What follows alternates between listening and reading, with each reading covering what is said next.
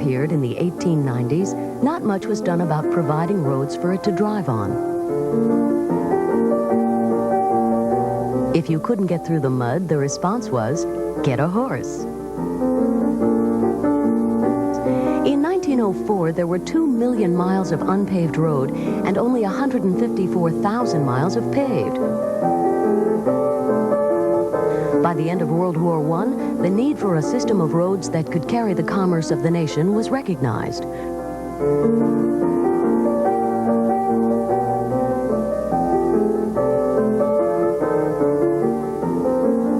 Roads became highways and eventually became our present interstate highway system. The interstate system is the most valuable link in our nation's transportation network. Although the system makes up less than 1% of the country's roads, more than 20% of all traffic is carried by interstates. Drivers depend on using good roads and have a tendency to take them for granted. They don't like it when the highways are in bad shape, but they have little patience for the inconvenience caused by reconstruction. People today think of themselves as consumers. They feel they pay for the roads, the repairs, and they expect good roads.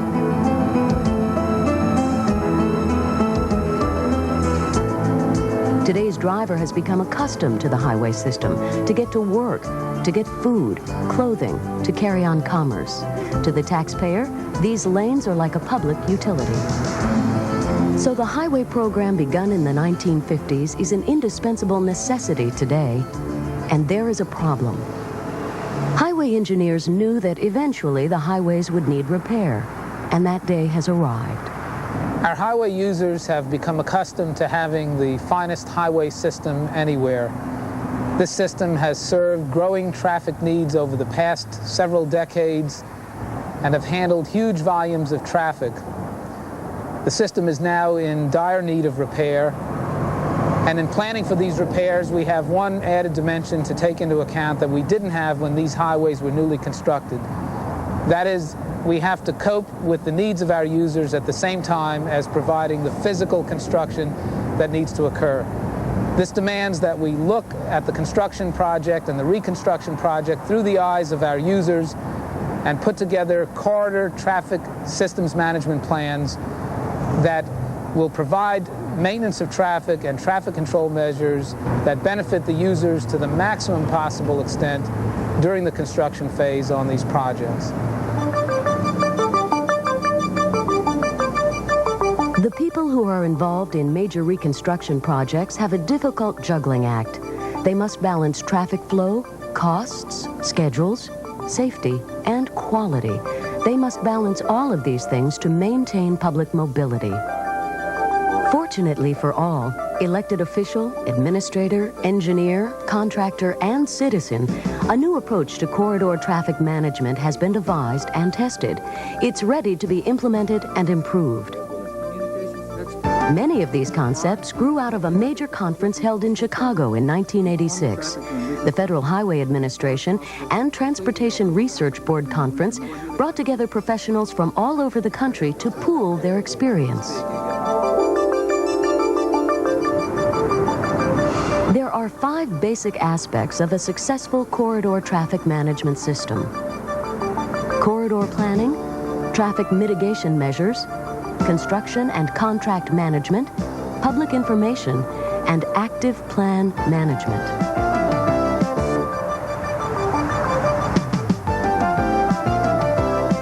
And updated to accommodate the existing with the new berm.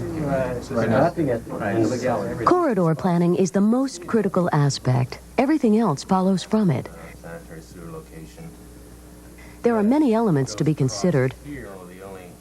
The first step is setting up a task force whose job is to develop a plan and make it work. The task force needs to listen to the whole community. This includes representatives from local and state government, transit authorities, planning commissions, business owners, and citizens. The weight of the berm was going to be... The corridor boundaries must be defined. Find out what will happen to the communities and businesses that lose access to a highway or are subjected to a greatly increased traffic flow during reconstruction. An analysis of travel patterns in the corridor will help tell planners who is going where, when, and why. Scheduling and budget goals can then be set and traffic mitigation measures designed. A public information program should be established at an early point. These tasks and others call for high levels of cooperation and energy. It's a job that calls for creativity. One of the themes of the Chicago Conference on Reconstruction of Major Expressways was that the process for developing the corridor traffic mitigation plan had to be concerned with not only the interests of the highway user, but also the other impacted groups and agencies in the region. In Massachusetts, for example, we developed a task force which included representatives of the city of Boston as well as other local communities, the local transit operator, operators of private bus services, as well as public works agencies and traffic engineers. It was also very important in our effort to view the user of the highway system as a consumer of our services, and thus developed a very extensive marketing promotional campaign to let the people know what the project was about and what options were available for them to avoid the disruption. Basically, mitigation measures fall into one of three categories: those that are used on the highway under reconstruction, those that are implemented on parallel routes, and those that divert travelers onto other modes of transportation. The purpose of all three strategies is to move people through the corridor quickly and safely. It's impossible just to implement standard tactics, sit back and let the public find their own way. Experience shows that all things don't work in all places. Here in Seattle, we found that in order to properly mitigate the traffic impacts and utilize traffic mitigation measures that are adequate, that we must know our market. We've demonstrated this on the Interstate 5 resurfacing project, where we took into account the ride-sharing capabilities of the commuters and their knowledge of ride-sharing. We talked to the traffic reporters in the sky and worked with them very closely. We also worked with the community groups in the area. And through that knowledge, we were able to, we think, adequately mitigate the traffic impacts, and knowledge of the market was key. Some things are basic. Work zone safety is crucial to maintaining traffic flow. Jersey barriers with adequate screening could be among the first things included. Supplemental signing on both the main and parallel routes helps keep delays to a minimum. Creating temporary lanes to maintain capacity instead of closing them helps keep the traffic going. Closing or metering ramps to make traffic flow better was tried with good success.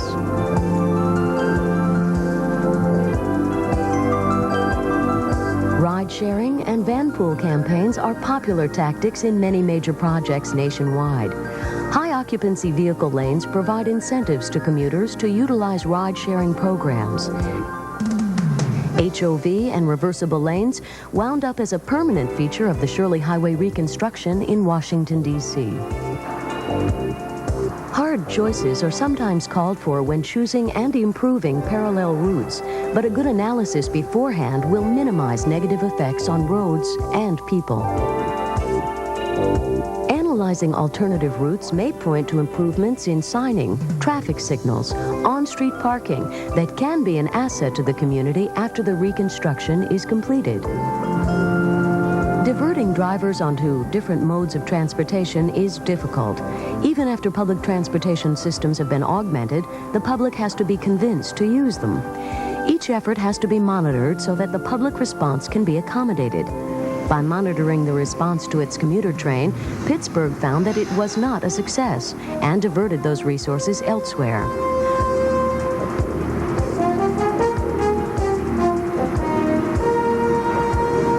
Boston found its commuter boats so popular, they had to add extra service. In both cases, they were able to respond to the conditions that they discovered. Park and ride, express buses, additional routes, and system passes all help to make mass transit more attractive. All projects need police support, breakdown and incident management systems, and a traffic monitoring network. Of course, traffic mitigation measures need constant alterations in response to travel patterns, weather, construction changes, or any other special condition. In Houston, we very well recognize the need to develop and implement certain mitigating measures to minimize the effect of construction on traffic. The application of these measures requires some flexibility and imagination as we are trying to strike a delicate balance between worker safety, motorist delay, and work zone productivity. As we expect to have almost $2 billion of construction activity alone in the Houston area by the year 1990, this will pose a definite challenge to us, which we must effectively meet. Project administration includes contract and plan management. It also includes leadership. A good project manager will constantly encourage subordinates, ensure cooperation from contractors, and deal with government entities. With more money being spent in highway construction than any time in our history, contractors like myself must take up the challenge to build highways in shorter durations of time. A few key ingredients of this is enough lead time between the award of a contract and a notice to proceed so that materials can be purchased far ahead. We must also have good traffic planning, good traffic engineering, and good work zone safety for the protection of our people. We must also have the management people in place, both from the contractor's side and also from the awarding agency side, so that decisions making can be made promptly and accurately as the job proceeds. In Philadelphia, the key to our success was this type of decision making and a management team. The major tool for project administrators is a construction contract written with all specifications clearly and completely spelled out. In the rehabilitation and reconstruction of highway projects and high traffic corridors, one of the most important things that we can do is to have a good contract document. All the planning in the world will not do the job if we can't have a good contract document. A number of states around the country are using innovative contracting procedures, such as the use of incentive and disincentive payments, whereby a contractor is rewarded for early completion and penalized if he delays traffic past the expected completion date. We also should take a good hard look at these documents to see if they're internally consistent, in order to alleviate any conflict between the contract documents, the plans, and specifications. We ought to take a look at those documents in something we call a constructability review, to make sure that, in fact, the project is buildable.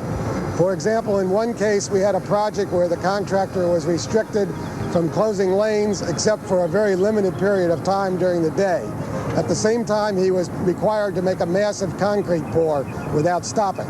This was almost impossible from a construction point of view and was only accomplished with great increased cost, which was passed on to the taxpayers. This could be uncovered through a constructability review. An important and frequently neglected aspect of a traffic management system is public information. The best mitigation methods will come to nothing unless the public is made aware of them and is willing to cooperate. Public information specialists should be brought in at least a year before construction begins. Public information can't wait for people to come to the project. The PI effort must actively seek out its audience and give them the information needed to make intelligent decisions. After surveys of media and highway users have been completed, the message has to be delivered. To reach people who have to be convinced to change their driving habits, every avenue of information dissemination must be explored. Brochures, maps, and other aids can be distributed in toll booths and parking garages, handed out by employers, enclosed with utility bills. There's no limit to the ingenious ways of getting information to the people who need it. Local radio stations are especially valuable in delivering up-to-the-minute news. Newspaper articles also reach the public with important information about the project. Near the job site, changeable message signs and highway advisory radio are other possibilities for giving the latest information to the person behind the wheel. Good afternoon, Construction Hotline, may I help you? It is also important to set up two-way communications with the public, hotlines with people who can respond with knowledge, spokespersons who are accessible. These are just two basic ways of getting feedback from the public. The first thing that you need is a public relations professional staff, one of whom should be part of the department's permanent staff who can direct your program. And the public relations people should be right at the outset of the planning process and go right through with the entire project. Secondly, you need well-designed graphics, well-written material, very professional produced advertisements, public service announcements. All of the material that you produce competes with a myriad of advertisements that the consumer is being bombarded with every day. So it's extremely important that this is good material with pizzazz. The last thing that's essential is good communications, first internally between the engineering staff and the PR professionals, and externally between the public relations department and the consumer or the motorist who uses the highway. These are the people that can pick up problems that might be out there, and if you listen to them and act on some of their suggestions, I think this goes a long way in making the project a successful one. Once things are underway, the technique of active plan management keeps them rolling. Whatever changes, crises, and challenges arise, it is up to the corridor management team to deal with them quickly and effectively. The first priority is to have good information on traffic conditions. Monitoring techniques include contracting and engineering reports, traffic counters, television surveillance, and solicited reports from professional drivers. Data are then evaluated and changes made in the plan as necessary. Active plan management really recognizes that the plan itself is going to cause changes in traffic patterns, and those in turn are going to require the plan to be modified. In California, we've had some successes in monitoring that plan actively through tapping into police, truckers, the commuting public at large, the media, and getting out there ourselves and just plain driving around and feeling the plan and identifying the problems before they become major problems. The team needs to tap into all of these sources and be prepared then to come in and modify the plan quickly before it causes a major problem and the public reacts against the plan, and that in turn has a negative impact on the way the plan would operate. So stay ahead of things and keep it operating the way you would hope it to be operating. If we expect the public to support our programs for construction and reconstruction of our major highways, we have to look upon them as customers, as consumers of a vital service upon which they have grown to depend. We have to plan these projects not only for the engineering and construction aspects, but taking into full account the needs of the users and putting these needs into a corridor systems management plan that truly looks at the project through the customer's eye.